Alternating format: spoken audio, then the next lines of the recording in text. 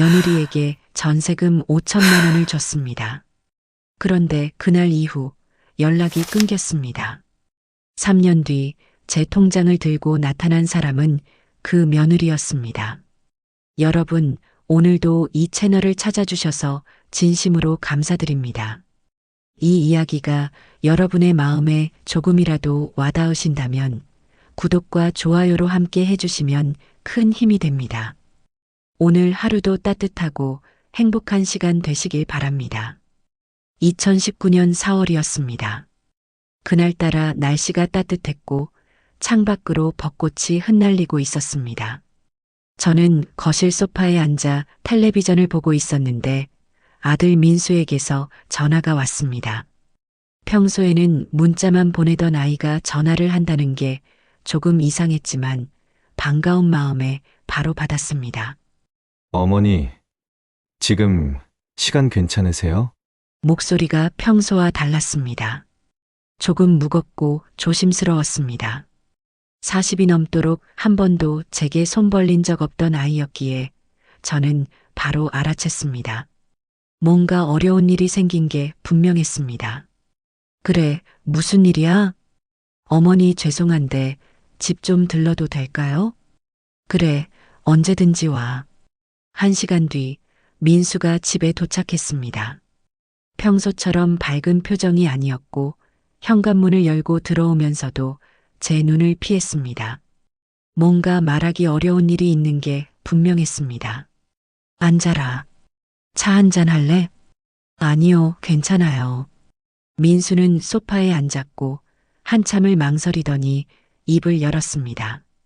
어머니, 사실은요, 전세금이 좀 부족해서요. 5천만 원만 빌려주실 수 있으세요? 5천만 원.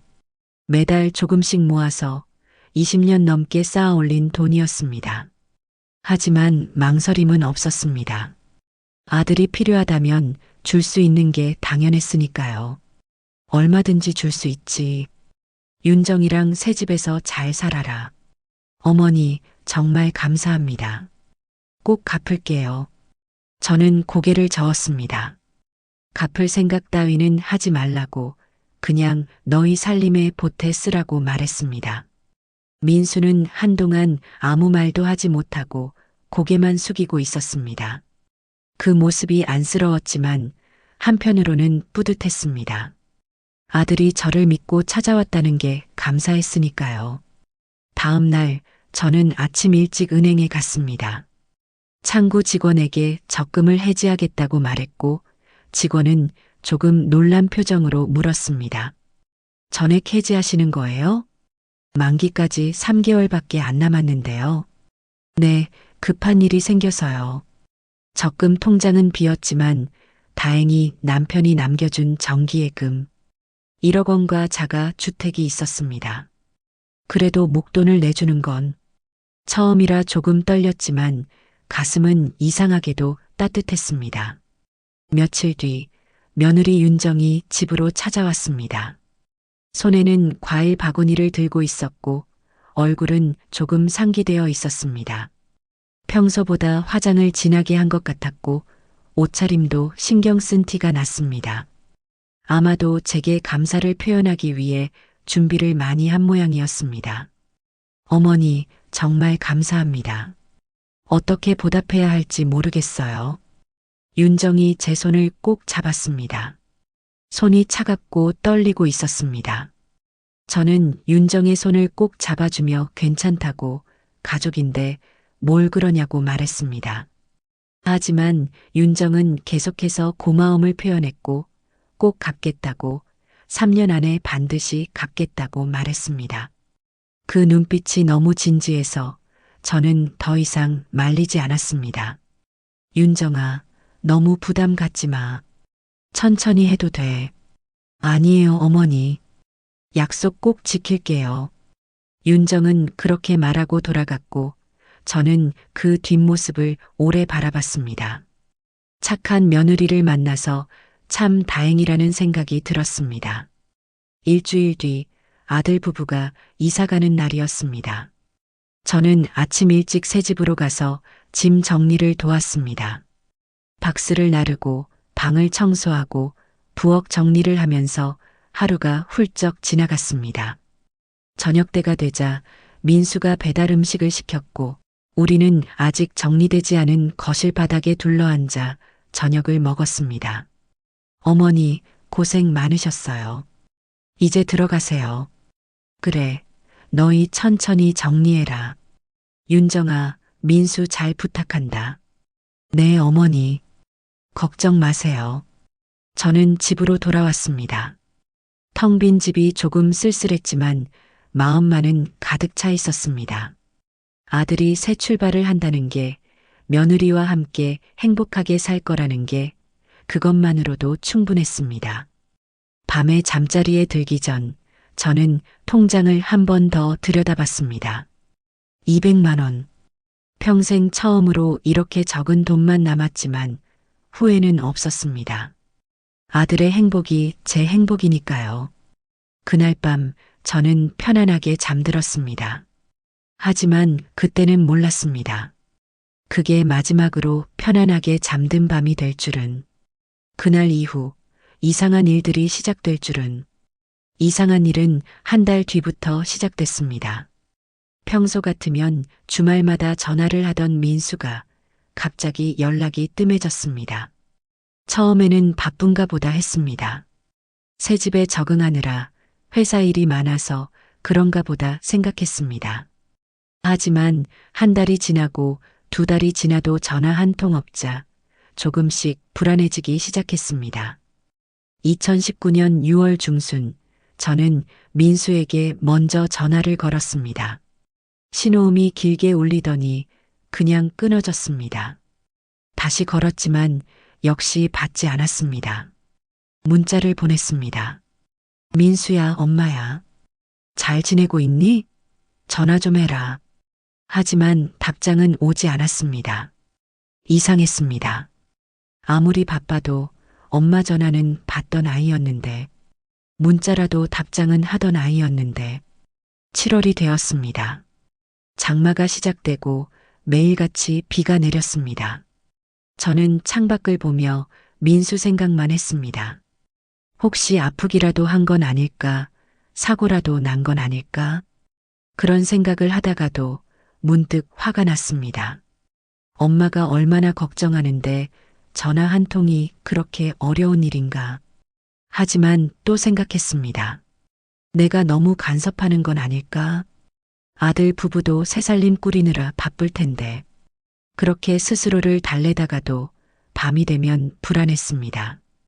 8월 초 저는 더 이상 참을 수 없어서 민수 집으로 직접 찾아갔습니다. 지하철을 2번 갈아타고 버스까지 타고 가는 길이 참 멀게 느껴졌습니다. 땀을 뻘뻘 흘리며 도착한 아파트 앞에서 저는 한참을 서 있었습니다. 혹시 제가 너무 오지랖이 넓은 건 아닐까, 아들 부부가 부담스러워하진 않을까 걱정되었지만 그래도 얼굴이라도 보고 싶었습니다.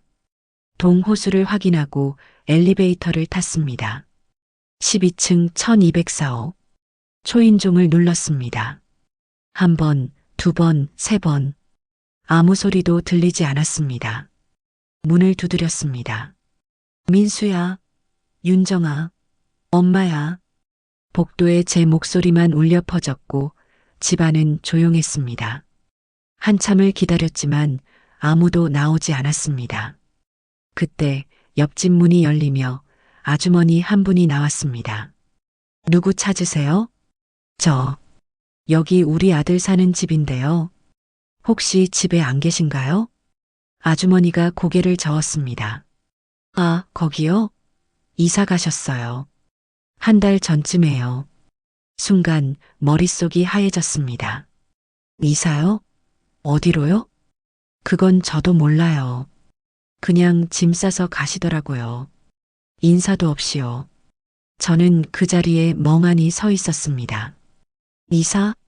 인사도 없이? 아들이 저한테 아무 말도 없이 이사를 갔다고요? 혹시 연락처라도 남겼을까요? 아니요, 아무것도 안 남기셨어요. 아주머니는 미안하다는 표정으로 문을 닫았고 저는 그 빈 복도에 혼자 남았습니다. 문득 민수가 어렸을 때 생각이 났습니다. 남편이 일찍 세상을 떠났을 때 민수는 겨우 8살이었습니다. 저는 혼자 민수를 키웠습니다. 새벽부터 밤까지 일하며 대학까지 보냈습니다. 추운 겨울날 도시락을 싸주고 아플 때 밤새 간호했습니다. 민수는 제 자랑이었습니다. 제가 평생 이룬 가장 큰 성공이었습니다. 그런데 그 아들이 인사도 없이 사라졌습니다.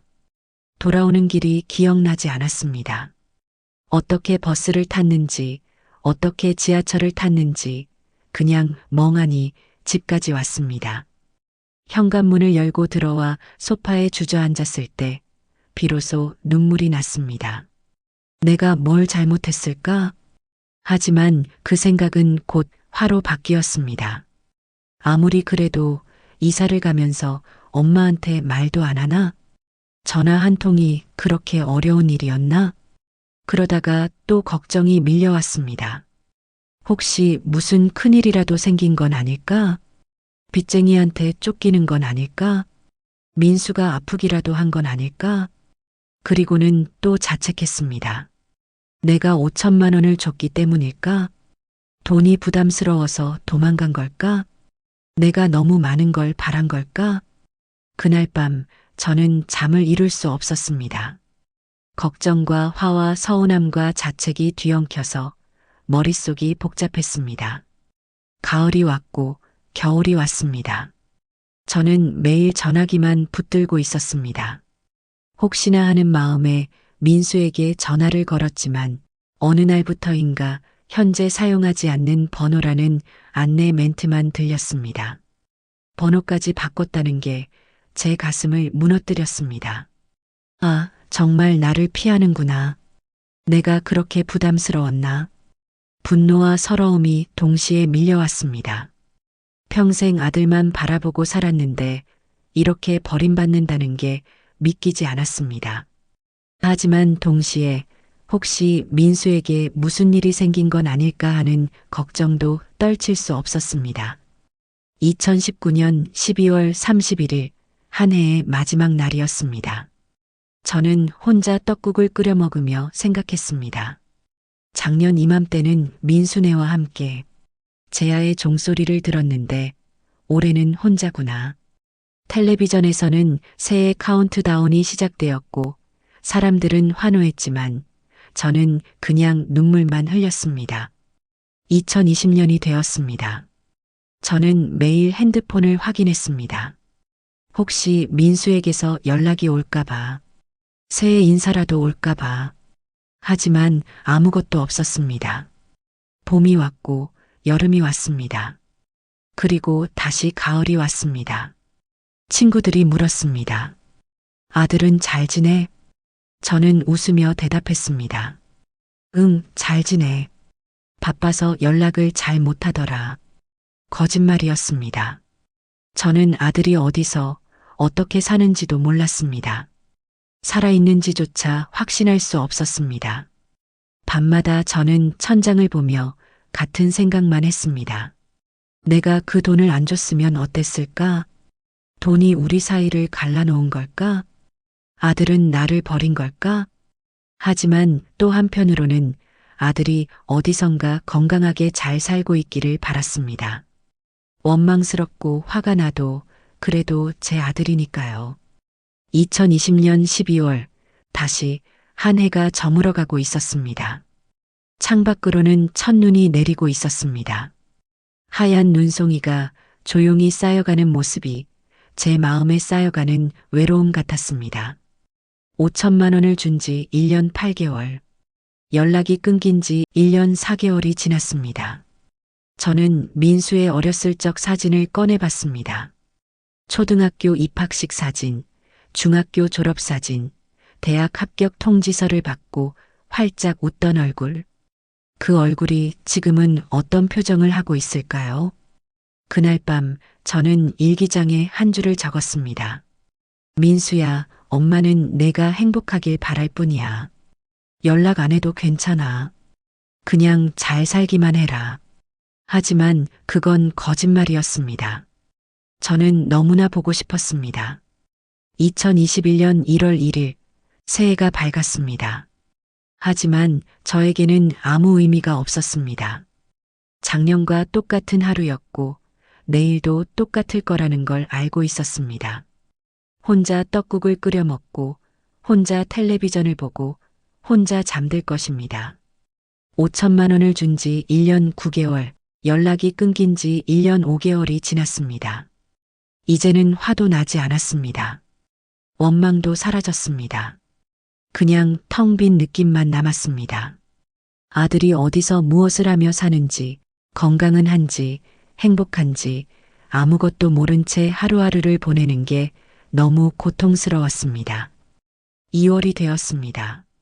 민수의 생일이었습니다.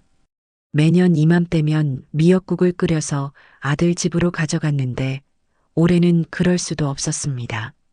주소도 모르고 전화번호도 바뀌었으니까요. 저는 혼자 미역국을 끓였습니다. 그리고 상을 차려놓고 민수가 있다고 생각하며 밥을 먹었습니다. 민수야, 생일 축하한다. 잘 지내고 있지? 텅 빈 맞은편 자리를 보며 혼자 중얼거렸습니다. 문득 민수가 5살이던 때가 생각났습니다. 생일날 케이크를 사줄 돈이 없어서 저는 밀가루 반죽으로 호떡을 구워줬습니다. 민수는 그게 세상에서 제일 맛있는 케이크라며 깔깔 웃었습니다. 남편도 옆에서 웃고 있었습니다. 가난했지만 그때는 행복했습니다. 세 식구가 함께였으니까요. 눈물이 식탁에 떨어지고 국은 식어가고 저는 그렇게 혼자 민수의 생일을 보냈습니다. 봄이 왔습니다. 벚꽃이 피었고 사람들은 꽃구경을 갔지만 저는 집 밖으로 나가고 싶지 않았습니다. 예전에는 민수와 함께 벚꽃 축제에 갔었는데 이제는 그 기억조차 아프게만 느껴졌습니다. 어느 날 동네 슈퍼에서 장을 보다가 우연히 민수가 어렸을 때 좋아하던 과자를 봤습니다. 무의식적으로 손이 갔고 장바구니에 담았습니다. 계산대에서 돈을 내고 나서야 깨달았습니다. 이걸 누구한테 주지? 저는 그 과자를 들고 집으로 돌아와 식탁 위에 그냥 놓아두었습니다. 며칠 동안 그 과자를 보며 멍하니 앉아 있었고 결국 유통기한이 지나서 버렸습니다. 5월 어버이날이었습니다. 친구들은 자식들에게서 받은 카네이션과 선물 자랑을 했습니다. 저는 그 자리에서 웃으며 축하해 주었지만 집에 돌아와서는 한없이 울었습니다. 아들이 보고 싶었습니다. 목소리라도 듣고 싶었습니다.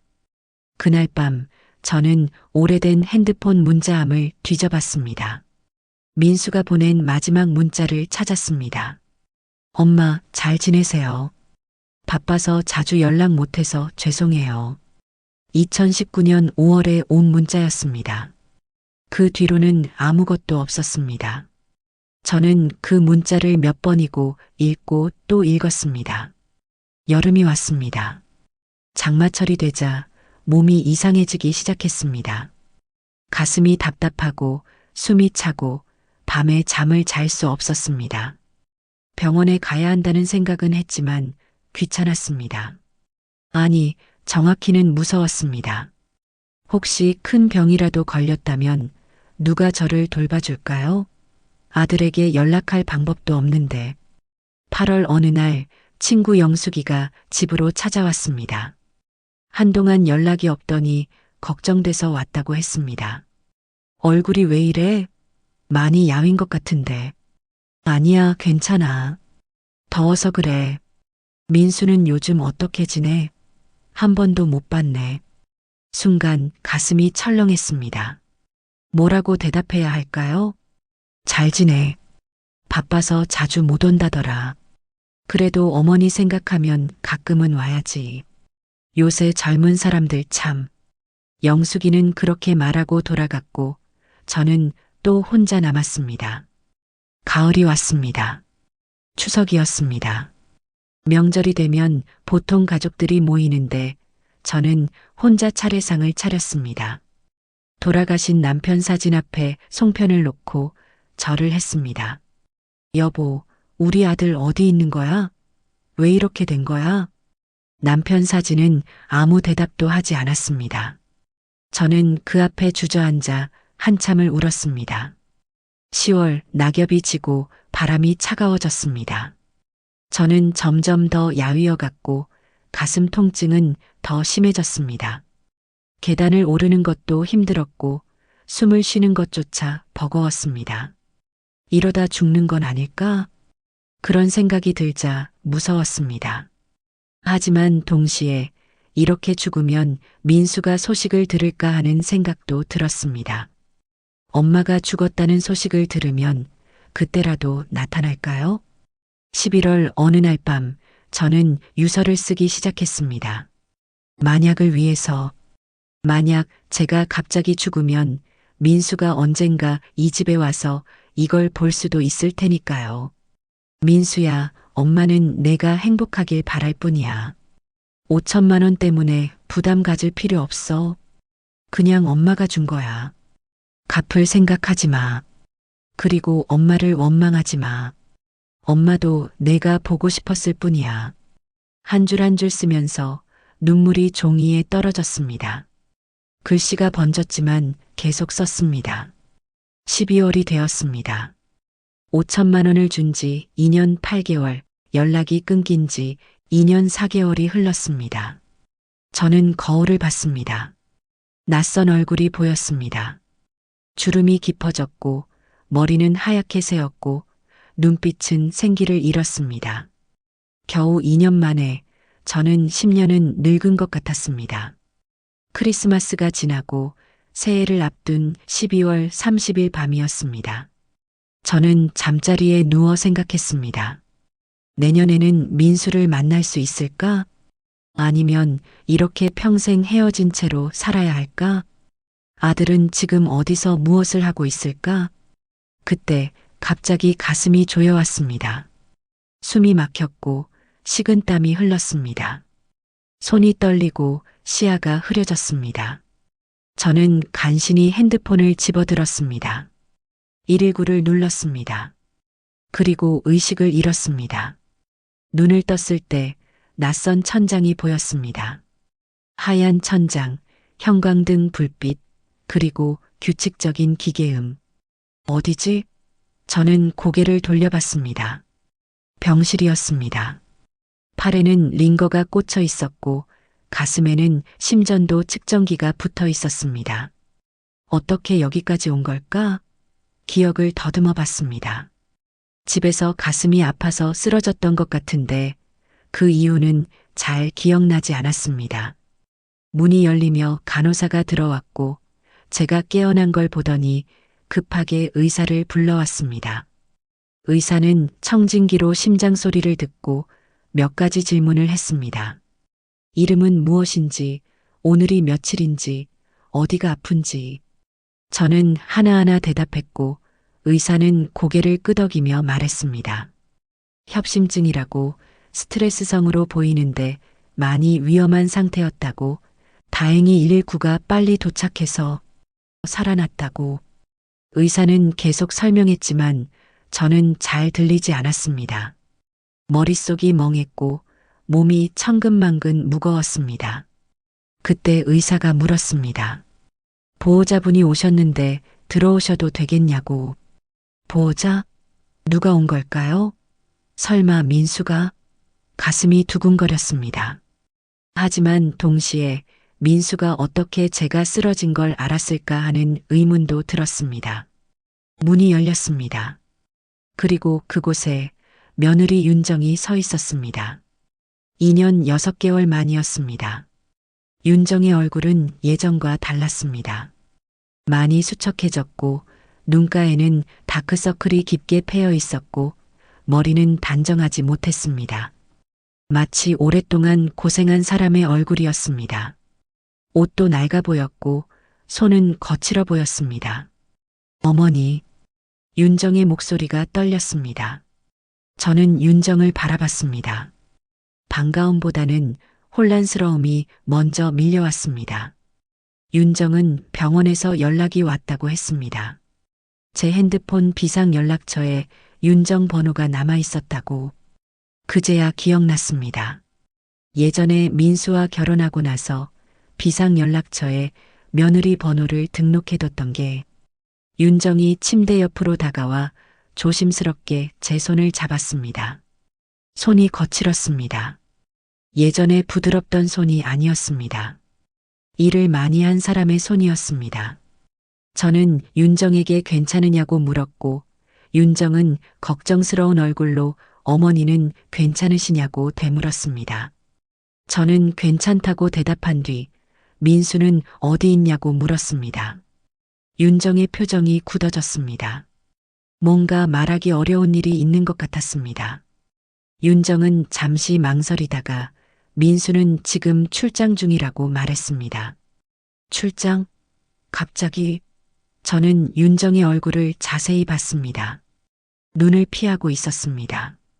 거짓말을 하고 있다는 게 느껴졌습니다. 저는 계속 물었습니다. 진짜 어디 있는 거냐고, 2년 넘게 연락이 없었다고. 윤정은 입술을 깨물며 죄송하다고, 사정이 복잡했다고만 말했습니다. 저는 민수 전화번호라도 알려달라고, 통화라도 하고 싶다고 했지만 윤정은 민수가 정말 출장 중이라 연락이 잘 안 된다고만 반복했습니다. 더 이상 묻지 않았습니다. 몸도 아팠고 머리도 복잡했습니다. 일단은 쉬는 게 나을 것 같았습니다. 며칠 동안 윤정은 매일 병원에 왔습니다. 아침에 와서 죽을 끓여주고 약을 챙겨주고 저녁 늦게까지 옆에 있어 주었습니다. 말은 많지 않았지만 정성껏 돌봐주었습니다. 제 몸을 닦아주고 이불을 정리해주고 제가 불편하지 않도록 세심하게 챙겨주었습니다. 어느 날 저녁 저는 윤정에게 요즘 일을 하는지 물었습니다. 윤정은 시간 맞춰서 일한다고 했고 저는 무슨 일을 하냐고 물었습니다. 윤정은 잠시 망설이다가 식당에서 설거지하고 저녁에는 청소일도 한다고 했습니다. 식당 설거지? 청소? 윤정은 대학을 나온 아이였는데 왜 그런 일을 하는 걸까요? 뭔가 이상했습니다. 저는 왜 그런 일을 하냐고, 민수는 회사 다니지 않냐고 물었습니다. 윤정이 잠시 침묵했습니다. 그리고 조용히 말했습니다. 어머니께 갚을 돈을 모으고 있다고. 5천만 원을 아직 다 못 갚아서 일하는 거라고. 순간 가슴이 철렁했습니다. 저는 그 돈은 갚으라고 준 게 아니라고 걱정하지 말라고 말했지만 윤정은 고개를 저으며 꼭 갚아야 한다고 했습니다. 윤정의 눈에서 눈물이 떨어졌습니다. 뭔가 말하지 못하는 사연이 있는 것 같았습니다. 저는 더 이상 묻지 않았습니다. 윤정이 너무 힘들어 보였으니까요. 일주일 후 저는 퇴원했습니다. 윤정이 집까지 데려다 주었습니다. 현관문을 열고 들어서는데 집안이 깨끗했습니다. 먼지 하나 없이 청소가 되어 있었고 냉장고에는 반찬이 가득 들어 있었습니다. 윤정이 입원해 있는 동안 다녀간 흔적이 역력했습니다. 윤정은 어머니 편히 쉬시라는 말을 남기고 집을 나갔습니다. 저는 문을 닫고 거실 소파에 앉았습니다. 고마웠습니다. 윤정이 저를 챙겨줘서. 하지만 동시에 화가 났습니다. 아들은 어디 있는 거냐고, 왜 엄마가 죽을 뻔했는데 나타나지도 않느냐고. 그러다가도 또 의심이 들었습니다. 출장이라는 게 정말일까? 윤정이 뭔가 숨기고 있는 건 아닐까? 억울했습니다. 내가 뭘 잘못했길래 이런 일을 당해야 하는지. 그런데 또 윤정을 보면 안쓰러웠습니다. 혼자 설거지하고 청소하면서 돈을 모으고 있다니. 머릿속이 뒤죽박죽이었습니다. 뭔가 잘못됐다. 민수는 정말 어디 있는 걸까? 왜 윤정은 혼자 이렇게 고생하고 있는 걸까? 5천만 원은 어떻게 된 걸까? 의문만 커져갔습니다. 낡은 통장 2022년 2월 며칠이 지났습니다. 윤정은 매일 퇴근 후 집으로 들렀습니다. 반찬을 가져오고 제 약을 챙기고 집안을 돌보았습니다. 말은 여전히 많지 않았지만 묵묵히 저를 챙겨주었습니다. 어느 날 저녁 윤정이 돌아간 후 저는 집안을 정리하다가 서랍을 열었습니다. 오래된 서류들과 사진들이 가득했고 그 사이에서 낡은 통장 하나가 눈에 띄었습니다. 먼지가 쌓인 걸 보니 오래전에 넣어둔 것 같았습니다. 이게 뭐지? 통장을 펼쳤습니다. 그 순간 심장이 멎는 것 같았습니다. 통장 이름 윤정. 예금주가 윤정이었습니다. 저는 손을 떨며 통장 내역을 봤습니다. 2016년부터 시작된 적금이었습니다. 매달 10만 원씩 꾸준히 들어가 있었습니다. 한 달도 빠짐없이 6년 동안 내가 이걸 만들었나? 기억을 더듬어 봤습니다. 그렇습니다. 민수가 윤정과 결혼하고 얼마 지나지 않아서 저는 며느리를 위해 통장을 하나 만들었습니다. 나중에 힘들 때 쓰라고 몰래 매달 10만 원씩 넣어뒀던 겁니다. 그러다가 까맣게 잊고 있었습니다. 계산해 봤습니다.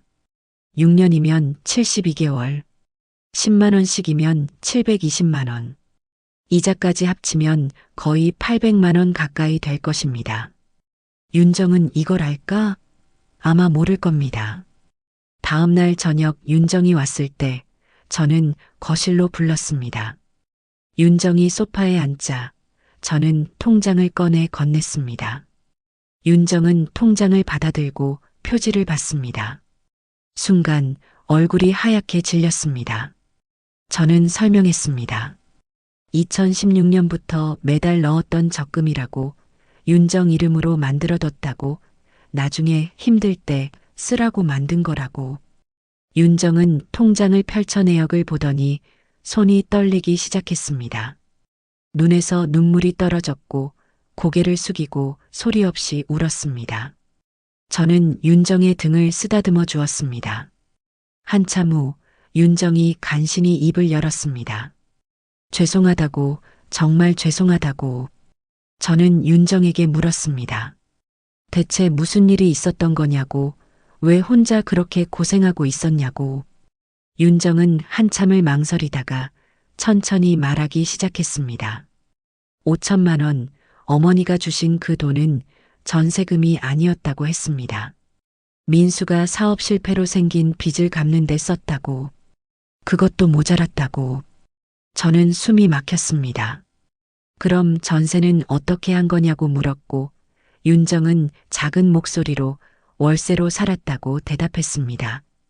그리고 더 충격적인 말이 이어졌습니다. 민수는 제 통장 관리를 도와준다는 핑계로 통장과 도장을 맡아뒀다고 했습니다. 저는 기억했습니다. 민수가 몇 년 전부터 제 금융 업무를 도와준다며 통장을 맡아 관리했던 걸 효자라고 생각했었는데 민수는 그걸 이용해서 1년 동안 조금씩 돈을 인출했다고 합니다. 한 번에 크게 빼면 들킬까봐 매달 400만 원씩 조금씩 총 5천만 원을 빼갔다고 했습니다. 저는 어지러웠습니다. 아들이 제 통장에서 돈을 훔쳐갔다는 게 믿기지 않았습니다. 윤정은 계속 말했습니다. 거기서 끝이 아니었다고. 민수는 제 명의로 신용대출을 받았다고 합니다. 5천만 원. 그리고 제 집을 담보로 대출도 받았다고. 5천만 원. 저는 아무것도 몰랐다고. 민수가 서류를 가져와서 그냥 도장만 찍어달라고 해서 찍었던 게 전부 대출 서류였다고. 총 얼마야? 윤정이 떨리는 목소리로 대답했습니다. 어머니가 직접 주신 5천만 원, 통장에서 인출한 5천만 원, 신용대출 5천만 원, 집 담보대출 5천만 원, 총 2억이라고. 2억. 저는 그 자리에 주저앉을 것만 같았습니다. 윤정은 나중에 그 사실을 알았다고 했습니다. 은행에서 연락이 와서 대출 이자가 연체되고 있다고. 그제야 모든 걸 알게 됐다고. 너무 죄송해서 어머니를 뵐 수가 없었다고. 그래서 혼자 일을 시작했다고. 식당 설거지, 밤 청소, 주말 공장일. 4년 동안 쉬지 않고 일해서 모은 돈이 3천만 원이라고 했습니다. 그 돈으로 어머니 대출 이자를 갚고 조금씩 원금도 갚고 있다고. 저는 말문이 막혔습니다. 윤정이 4년 동안 혼자 그렇게 고생했다는 게, 제 빚을 대신 갚고 있었다는 게. 민수는 어디 있어? 윤정이 고개를 숙였습니다. 민수는 빚쟁이들한테 쫓기고 있다고 했습니다. 사채까지 손댔고 이자가 눈덩이처럼 불어났고 어쩔 수 없이 도망 다니고 있다고. 지금 어디 있는지 정확히는 모른다고. 가끔 전화만 온다고. 저는 눈물이 났습니다. 화가 났습니다. 민수한테, 그리고 저 자신한테. 왜 진작 알아채지 못했을까? 왜 아들을 그렇게 믿기만 했을까? 동시에 윤정이 불쌍했습니다. 내 아들 잘못인데 혼자 4년을 고생했다는 게. 저는 윤정의 손을 잡았습니다. 거칠고 굳은 살 박힌 손이었습니다. 그날 밤 윤정이 돌아간 후 저는 한참을 울었습니다. 이어 제 평생 모은 돈, 남편이 남긴 돈, 제 집까지 아들이 다 가져갔습니다. 하지만 더 아픈 건 아들이 저를 속였다는 거였습니다. 효자인 줄 알았는데 제 돈을 훔쳐가고 있었던 겁니다. 저는 창밖을 바라봤습니다. 캄캄한 밤이었습니다. 민수는 지금 어디서 뭘 하고 있을까? 빚쟁이한테 쫓기면서 얼마나 무서울까? 그래도 찾아야 했습니다. 아들이니까. 다음 날 아침 저는 일찍 일어나 서류들을 정리하기 시작했습니다. 대출 서류, 통장 내역, 민수가 남긴 모든 흔적들. 하나하나 펼쳐보니 손이 떨렸습니다. 신용대출 계약서에는 제 도장이 찍혀 있었고 담보대출 서류에는 제 서명이 있었습니다. 민수가 가져와서 그냥 찍어달라고 했던 그 서류들이 전부 대출이었던 겁니다. 월 이자만 200만 원이 넘었습니다. 윤정이 4년 동안 벌어서 갚고 있었다는 게 이해가 됐습니다. 설거지하고 청소하고 공장 일하면서 한 달에 70만 원씩 모아서 이자를 갚고 나머지는 원금 상환에 넣었다고 했습니다. 저는 윤정에게 전화를 걸었습니다. 오늘 저녁에 시간이 되냐고 물었고 윤정은 일 끝나고 바로 가겠다고 했습니다. 저녁 7시 윤정이 도착했습니다. 얼굴에는 피곤함이 역력했지만 눈빛만은 또렷했습니다. 저는 윤정과 마주 앉아 말했습니다. 같이 민수를 찾아보자고. 윤정 혼자 이 짐을 질 수는 없다고. 이제는 제가 나서야 할 때라고. 윤정이 망설였습니다. 어머니 연세도 있으신데 괜찮겠냐고. 저는 고개를 끄덕였습니다. 괜찮다고. 아들을 찾는 게 엄마의 일이라고. 우리는 민수의 전화번호부터 확인했습니다. 윤정이 가끔 받는다던 그 전화. 발신자 표시는 되지 않았지만 통화 기록은 남아 있었습니다. 저는 그 번호로 전화를 걸었습니다. 신호음이 길게 울리더니 끊어졌습니다. 다시 걸었습니다. 역시 받지 않았습니다. 문자를 보냈습니다. 민수야, 엄마야. 전화 좀 받아라. 하지만 답장은 없었습니다. 며칠 동안 계속 전화를 걸었습니다. 하루에 10번, 20번. 하지만 민수는 받지 않았습니다. 그러다 일주일이 지난 어느 날 밤 그 번호에서 문자가 왔습니다. 엄마, 미안해요. 지금은 연락할 수 없어요. 겨우 한 줄. 하지만 살아있다는 걸 확인할 수 있었습니다. 저는 바로 답장을 보냈습니다. 괜찮으니까 어디 있는지만 알려달라고, 엄마가 찾아가겠다고. 하지만 그 뒤로는 아무 답장이 없었습니다. 3월이 지나고 4월이 왔습니다. 저는 대출 문제부터 정리하기 시작했습니다. 은행에 직접 찾아가서 상담을 받았습니다. 담당자는 서류를 보더니 난처한 표정을 지었습니다. 담보대출 연체가 6개월째라고 곧 경매로 넘어갈 수도 있다고 했습니다. 경매. 제 집이 경매로 넘어간다는 말에 정신이 아득해졌습니다. 평생 살던 집, 남편과 함께 꾸몄던 집, 민수가 자란 집이 사라진다는 게 저는 담당자에게 물었습니다. 어떻게 하면 되냐고. 담당자는 연체된 이자와 원금 일부를 갚아야 한다고 최소 1천만 원은 있어야 경매를 막을 수 있다고 했습니다. 1천만 원. 저에게는 없는 돈이었습니다. 정기예금도 이미 민수가 다 해지해서 썼고 남은 건 월급 나오는 연금 120만 원 뿐이었습니다. 그날 저녁 저는 윤정에게 상황을 설명했습니다. 윤정은 잠시 생각하더니 말했습니다. 자기가 모아둔 돈이 있다고. 3천만 원. 그중 1천만 원을 쓰자고. 저는 고개를 저었습니다. 그건 윤정이 4년 동안 피땀 흘려 모은 돈이라고. 제가 어떻게 쓸 수 있냐고. 하지만 윤정은 고집을 부렸습니다. 이 집은 어머니 집이기도 하지만 자기에게도 소중한 곳이라고. 민수와 처음 신혼살림을 차렸던 곳이라고. 지키고 싶다고. 결국 저는 고개를 끄덕였습니다. 고맙다고 꼭 갚겠다고 했지만 윤정은 갚을 생각 말라고 했습니다. 다음 날 우리는 함께 은행에 갔습니다. 은행 창구 앞에서 윤정이 번호표를 뽑았습니다. 그리고 제 손에 쥐어주며 말했습니다. 어머니, 이번엔 제가 먼저 할게요. 어머니는 평생 앞에서 혼자 버티셨잖아요. 이제는 제가 함께 버티겠습니다.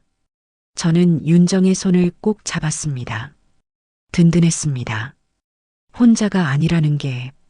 윤정이 통장에서 1천만 원을 인출했고 저는 그 돈을 은행 담당자에게 건넸습니다. 연체 이자와 원금 일부. 담당자는 영수증을 끊어주며 당분간은 경매를 막을 수 있다고 했습니다. 은행을 나오는 길 저는 윤정의 손을 꼭 잡았습니다. 윤정도 제 손을 꼭 잡아주었습니다. 말은 없었지만 우리는 서로를 의지하고 있었습니다. 그날 밤 저는 오랜만에 편히 잠들었습니다. 집을 지켰다는 안도감과 윤정이 있다는 든든함 때문이었습니다. 하지만 여전히 민수는 나타나지 않았습니다. 4월 중순 윤정에게 다시 민수한테서 전화가 왔습니다. 새벽 2시였다고 합니다. 전화를 받았더니 민수가 울고 있었다고. 미안하다고, 정말 미안하다고만 반복했다고. 윤정이 어디 있냐고 물었지만 민수는 대답하지 않고 전화를 끊었다고 합니다. 저는 가슴이 무너졌습니다. 아들이 어디선가 울고 있다는 게, 혼자 도망 다니고 있다는 게 너무 아팠습니다. 화가 나고 원망스럽지만 그래도 제 아들이니까요. 저는 그날부터 매일 민수한테 문자를 보냈습니다. 민수야, 엄마야. 괜찮아. 엄마는 괜찮으니까 집으로 와. 민수야, 무서우면 경찰서로 가. 엄마가 데리러 갈게. 민수야, 밥은 먹고 다니니? 엄마가 보고 싶다. 답장은 없었습니다. 하지만 저는 계속 보냈습니다. 아들이 어디선가 이 문자를 보고 있을 거라고, 조금이라도 위로가 될 거라고 믿으면서. 4월 말 봄비가 내리던 날이었습니다. 윤정이 저녁 늦게 집으로 왔습니다. 얼굴에는 묘한 긴장감이 있었습니다. 윤정이 조심스럽게 말했습니다. 민수의 친구한테서 연락이 왔다고. 민수를 봤다고. 서울 외곽 어느 고시원에 숨어 지낸다고. 주소를 알려줬다고 했습니다. 저는 벌떡 일어났습니다. 지금 당장 가자고. 윤정은 고개를 저었습니다. 지금 가면 민수가 또 도망갈 수도 있다고. 내일 낮에 가자고. 윤정이 먼저 가서 확인하고 그 다음에 어머니를 모시러 오겠다고. 저는 한숨을 쉬며 고개를 끄덕였습니다. 하룻밤만 더 기다리면 아들을 만날 수 있다는 생각에 잠을 이룰 수 없었습니다. 그날 밤 저는 창밖을 보며 생각했습니다. 밤하늘에는 별이 총총했습니다. 남편이 살아있을 때 우리는 저 별들을 보며 소원을 빌곤 했습니다. 오늘 밤 저는 하나만 빌었습니다. 내일 아들을 무사히 만날 수 있게 해달라고. 3년.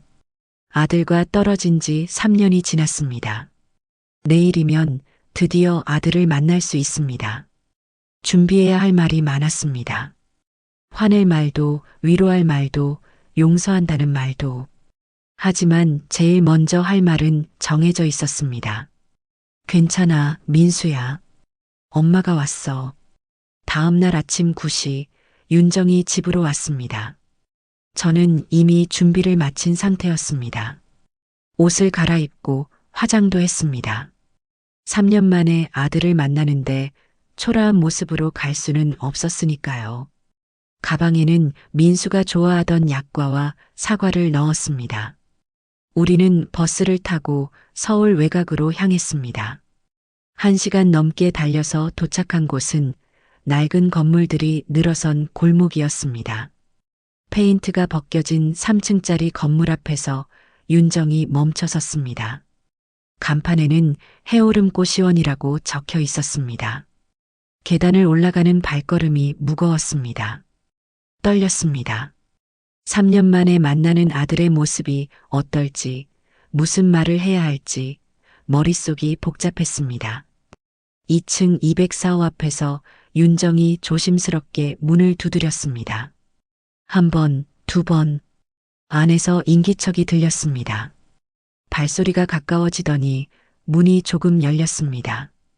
그리고 그곳에 아들 민수가 서 있었습니다. 3년 만이었습니다. 민수는 몰라볼 정도로 변해 있었습니다. 머리는 길게 자라 있었고 수염도 덥수룩했습니다. 얼굴은 수척했고 눈가에는 다크서클이 짙게 깔려 있었습니다. 옷도 낡았고 몸에서는 씻지 못한 냄새가 났습니다. 하지만 그건 제 아들이었습니다. 엄마, 민수의 목소리가 떨렸습니다. 저는 아무 말도 할 수 없었습니다.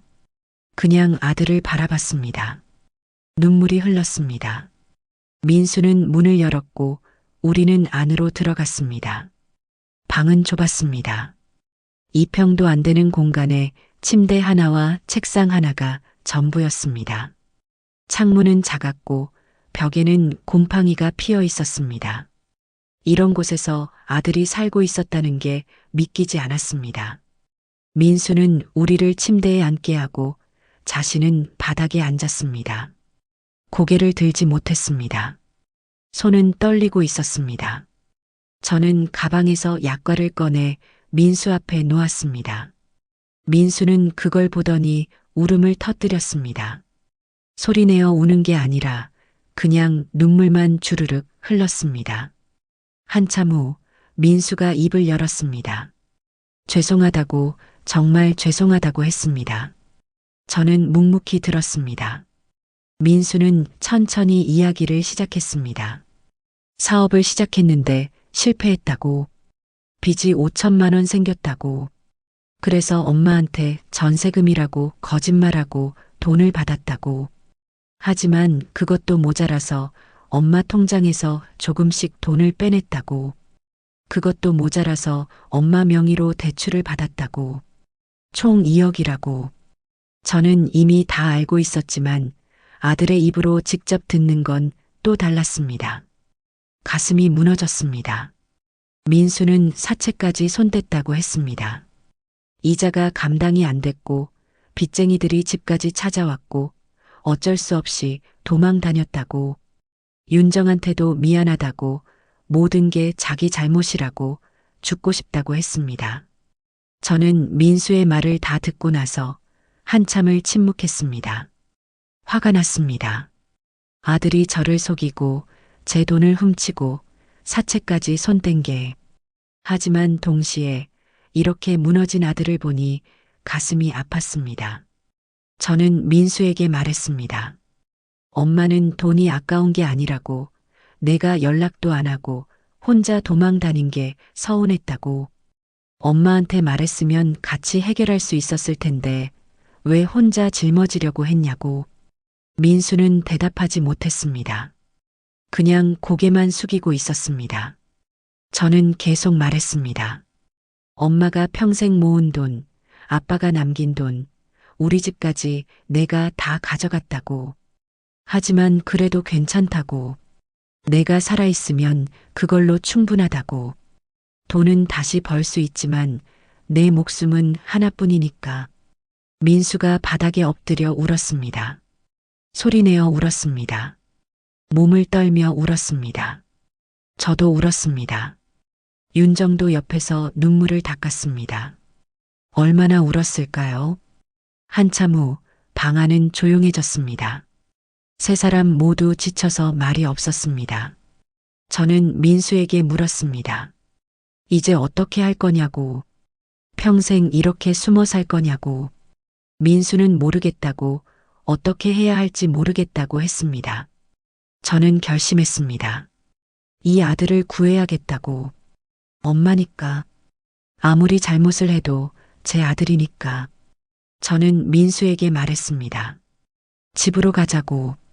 숨어 지내지 말고 당당하게 나서서 문제를 해결하자고. 엄마가 도와줄게. 윤정이도 있어. 혼자가 아니라고. 민수가 고개를 들었습니다. 처음으로 저와 눈을 마주쳤습니다. 눈에는 공포와 미안함과 희망이 섞여 있었습니다. 정말 괜찮을까요? 저는 고개를 끄덕였습니다. 괜찮다고, 같이 해결하면 된다고. 그날 우리는 민수를 데리고 집으로 돌아왔습니다. 3년 만에 아들이 집으로 돌아온 것입니다. 현관문을 열고 들어서는 민수의 뒷모습을 보며 저는 눈물이 났습니다. 겨우 돌아왔구나. 겨우. 민수는 자기 방으로 들어갔습니다. 3년 동안 그대로 둔 방. 책상, 침대, 옷장. 모든 게 그대로였습니다. 민수는 침대에 앉아 한참을 방을 둘러봤습니다. 저는 부엌으로 가서 밥을 했습니다. 민수가 좋아하던 된장찌개와 김치찌개. 밥상을 차리고 민수를 불렀습니다.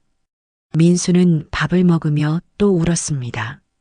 3년 만에 먹는 엄마 밥이었으니까요. 그날 밤 민수는 집에서 잤습니다. 윤정도 함께 머물렀습니다.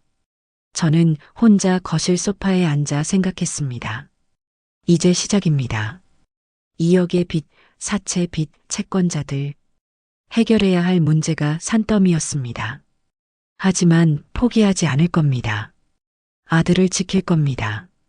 어떻게든. 8부. 함께 2022년 6월 현재. 다음 날부터 우리는 본격적으로 문제를 해결하기 시작했습니다. 먼저 민수와 함께 경찰서로 갔습니다. 사채업자들의 협박과 불법 추심을 신고했습니다. 경찰은 민수의 진술을 받고 사채업자들을 수사하기 시작했다고 했습니다. 적어도 이제는 숨어 지낼 필요가 없어졌습니다. 그 다음은 빚 정리였습니다.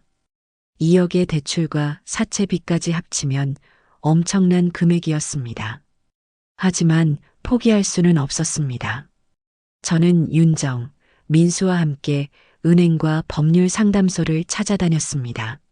상담사는 개인회생 절차를 권했습니다. 민수 명의로는 어렵지만 제 명의 대출은 조정이 가능하다고 했습니다. 이자를 낮추고 원금을 분할 상환하는 방식으로. 저희는 그 방법을 선택했습니다. 윤정이 모아둔 2천만 원으로 급한 빚부터 정리했습니다. 사채 원금 일부와 은행 연체 이자. 그리고 앞으로는 세 사람이 함께 갚아나가기로 했습니다. 제 연금 120만 원, 윤정이 벌어오는 돈, 그리고 민수가 다시 일을 시작해서 버는 돈. 민수는 예전 직장에는 돌아갈 수 없었습니다. 하지만 작은 공장에서 일자리를 구했습니다. 월급은 많지 않았지만 성실하게 다녔습니다. 아침 6시에 일어나서 저녁 8시에 돌아오는 생활. 민수는 한 번도 불평하지 않았습니다. 윤정도 계속 일했습니다. 저는 말렸습니다. 이제 그만 쉬라고, 충분히 고생했다고. 하지만 윤정은 고개를 저었습니다. 자기도 돕고 싶다고, 함께 갚아나가고 싶다고 했습니다. 저도 집에서 할 수 있는 일을 찾았습니다. 이웃에게 반찬을 만들어 팔고 뜨개질로 목도리와 수세미를 만들어 시장에 내다 팔았습니다. 한 달에 30만 원 정도 벌 수 있었습니다. 세 사람이 모아서 한 달에 200만 원씩 빚을 갚았습니다. 적은 돈이었지만 꾸준히 갚아나갔습니다. 6월이 지나고 7월이 왔습니다. 어느 날 저녁 우리는 식탁에 둘러앉아 밥을 먹고 있었습니다. 된장찌개와 김치, 계란말이. 소박한 저녁이었지만 함께 먹으니 맛있었습니다. 민수가 조용히 말했습니다. 어머니와 윤정이에게 정말 미안하다고. 평생 갚겠다고. 저는 민수의 손을 잡았습니다. 갚을 생각 말라고, 우리 함께 살아가면 된다고 했습니다. 윤정도 고개를 끄덕였습니다. 그날 밤 저는 오래된 서랍에서 윤정 이름의 통장을 꺼냈습니다. 6년 동안 모았던 800만 원이 들어있는 그 통장. 저는 윤정에게 다시 건넸습니다. 이건 내 거라고, 내가 써야 한다고. 윤정은 처음에는 거절했습니다. 하지만 저는 고집을 부렸습니다. 이건 내가 며느리를 위해 모은 돈이라고, 윤정이 받아야 한다고. 결국 윤정은 울면서 통장을 받았습니다. 그날 밤 저는 윤정 이름의 통장 표지 뒷면에 작은 글씨로 적었습니다. 윤정에게 남기는 마음의 유산. 돈이 아니라 함께 버틴 시간이 진짜 유산입니다. 2023년 어머니가. 언젠가 제가 이 세상을 떠나면 윤정이 이 통장을 다시 열어볼 것입니다. 그때 이 글을 보고 미소 지을 수 있기를. 시간이 흘렀습니다. 2022년이 지나고 2023년이 왔습니다. 우리는 여전히 빚을 갚고 있었습니다. 아직 갈 길이 멀었지만 포기하지 않았습니다. 매달 조금씩 꾸준히. 민수는 조금씩 달라졌습니다. 예전처럼 밝아지지는 않았지만 책임감 있는 사람이 되어갔습니다. 퇴근 후에는 집안일을 도왔고 주말에는 제 병원 진료에 함께 갔습니다. 윤정도 달라졌습니다. 예전처럼 조심스럽게 눈치를 보지 않았습니다. 저를 진짜 어머니처럼 대했고 저도 윤정을 진짜 딸처럼 여기게 됐습니다. 어느 일요일 오후 우리는 함께 공원에 갔습니다. 벤치에 앉아 아이스크림을 먹으며 햇살을 쬐었습니다. 민수와 윤정은 손을 잡고 앉아 있었고 저는 그 모습을 보며 미소 지었습니다. 어머니, 행복하세요? 윤정이 물었습니다. 저는 고개를 끄덕였습니다. 응, 행복해. 너희가 있어서. 민수가 제 손을 잡았습니다. 어머니, 저 이제야 알았어요. 어머니가 얼마나 대단한 분인지. 2억을 잃고도 아들한테 배신당하고도 포기하지 않으셨잖아요. 어머니가 아니었으면 저는 진작에 무너졌을 거예요. 윤정도 고개를 끄덕였습니다. 맞아요, 어머니. 어머니 덕분에 저도 버틸 수 있었어요. 4년 동안 힘들 때마다 생각했어요. 어머니라면 어떻게 하셨을까? 어머니는 제 인생의 스승이세요. 저는 얼굴이 화끈거렸습니다. 부끄러웠지만 동시에 가슴이 뜨거워졌습니다. 제가 한 일이 헛되지 않았구나. 제가 필요한 사람이구나. 그 생각에 눈물이 났습니다. 사실이었습니다. 2억의 빚이 있고 집은 담보로 잡혀 있고 매달 힘겹게 살고 있지만 저는 행복했습니다. 아들과 며느리가 옆에 있으니까 함께 밥을 먹고 함께 웃고 함께 힘든 시간을 버티니까 저는 깨달았습니다. 제가 며느리에게 5천만 원을 줬을 때 그게 불행의 시작이라고 생각했습니다. 하지만 돌이켜보니 그게 아니었습니다. 진짜 불행은 서로를 의심하고 오해하고 떨어져 있던 그 시간이었습니다. 그리고 진짜 행복은 함께 있는 지금이었습니다. 돈은 사라졌지만 마음은 남았습니다. 2억의 빚은 아직도 우리를 짓누르고 있습니다. 하지만 세 사람이 함께라면 언젠가는 다 갚을 수 있을 것입니다. 중요한 건 돈이 아니라 함께 있다는 것. 서로를 믿고 의지하고 사랑한다는 것. 그걸 배우는데 2억이 들었다면 그건 비싼 수업료였지만 값진 교훈이었습니다. 저는 오늘도 민수와 윤정과 함께 저녁 식탁에 앉습니다. 소박한 저녁이지만 함께 먹으면 세상 어떤 진수성찬보다 맛있습니다. 이제 저는 알아요. 가족은 돈으로 만들어지는 게 아니라 마음으로 만들어진다는 것을.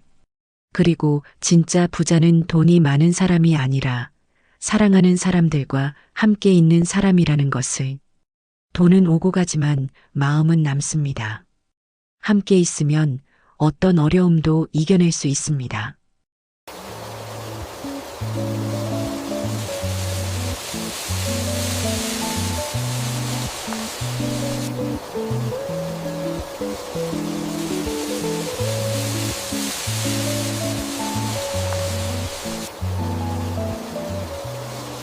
이 이야기가 여러분 마음에 조금이라도 닿았다면 구독과 좋아요로 함께 해주세요.